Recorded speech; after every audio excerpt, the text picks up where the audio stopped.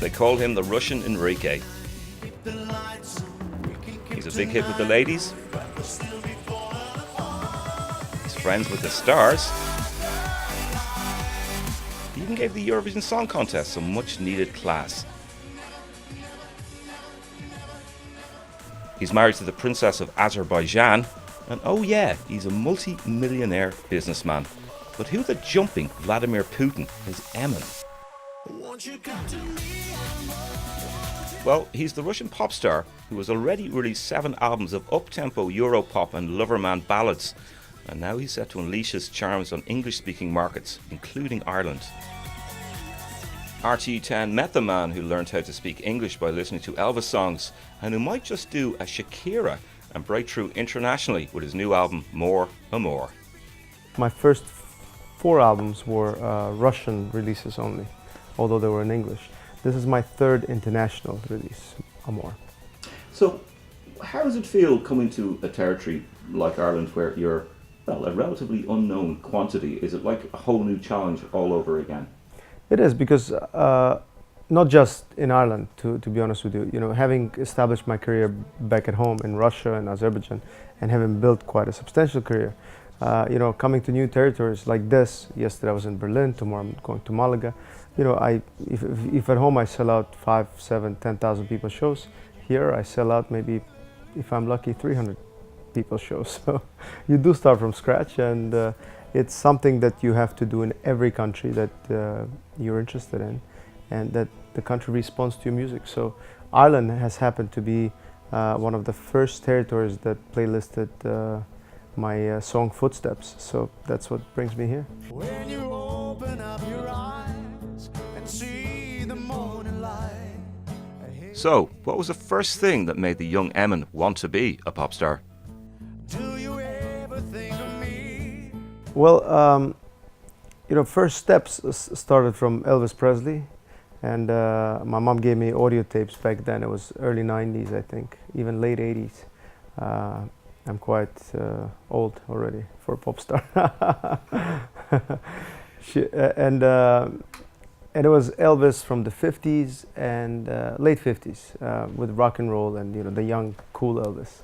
And I completely fell in love with the music. I started trying to sing those songs, translating them into different languages, from English to Russian, and experimenting. And eventually I've discovered that I can actually write songs, not great ones, but songs.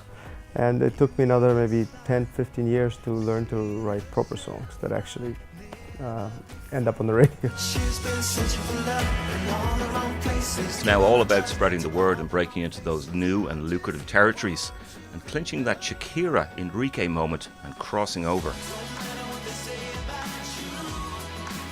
Yes and no. I can't say that I'm, you know, because I've been around for quite some time.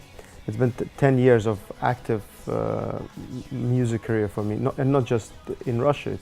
It's interesting. My first radio play I've received in Great Britain from BBC Radio 2, which was 5 years ago, and only then Russian stations started supporting my music, because all of my music used to be in English, and only now I started recording a little bit in Russian. So that changed my career back at home, obviously.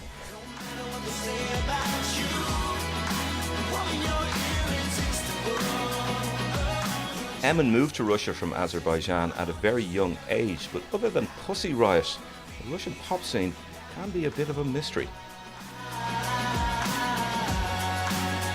Oh, it's different. It's different than anything else in the world, because it's half of the audience 25 years ago were living in the Soviet Union. So and the other half are people that were born after the Soviet Union fell apart. So in order to accommodate both, the Russian pop scene, I think, mixes the two worlds, the old-fashioned one, the traditional one, and the new contemporary that is taking things, borrowing things maybe from American or British music scene. So it's on the way, and I think there's a lot of very talented artists in Russia. Some of them broke worldwide, like a group Tattoo, you might have heard, 2 girls singing. There's been other success stories. Some you may seen on Eurovision.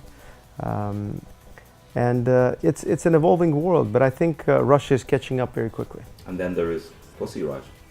There's Pussy Riot. What about a lot of the songs are romantic songs. They're songs of love. Would you say that you're, one of pop's lover men? You like that kind of smoochy romantic 100%. Mostly, although I have up-tempo songs, but for the most part, I think stations prefer to support my ballads, whether they're in English or in Russian, because I think I have a way of delivering them. So finally, Emin, success. What would your idea of success be outside of your native land? What would? Oh, it's very simple. I think if you put it in short, real success for me in music is having a sellout show, even a small show, but a sellout show with people wanting to come and hear that music live. I think this is definitely the best aspect of the music industry for me. Thank you for talking to us. Thank you. Thank you for seeing me.